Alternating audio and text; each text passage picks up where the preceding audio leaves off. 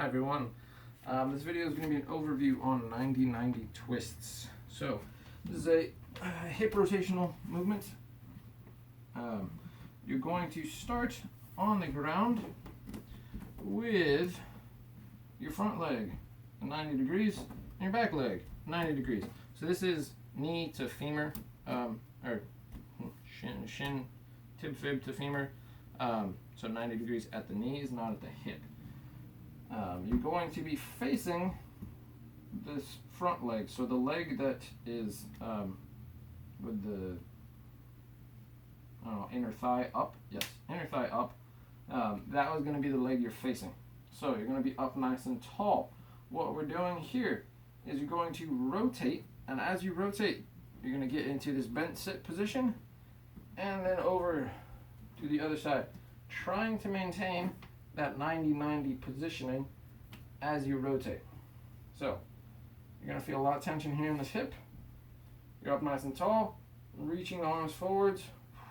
You're rotating up and then over. Again, ending facing that hip, trying to preserve the leg positioning. Exhale.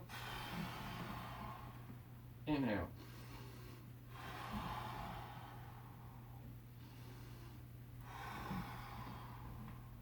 So when you're in these in positions, you want to try and tilt the pelvis so you're up nice and tall.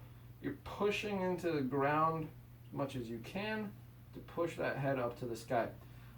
This hip, the one with the inner thigh down, that one will very unlikely to touch the ground.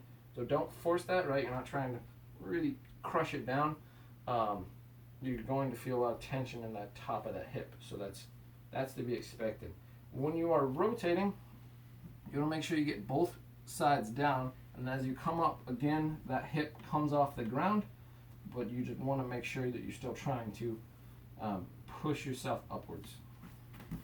And that is it for the 90-90 twists. They are really good exercise for opening up the hip range, specifically in that internal and external rotation of the femur. If you can find a time to sit on the ground in that 90-90 position, it's really good to just get that passive stretch in. It's not super comfortable to sit in long term, so that's why the twisting is a little bit nicer, because you get into and out of that position. But something to try. Yes. Don't try to force the rotation too much. So if you're down in that position and your knees won't go down all the way, that's totally all right.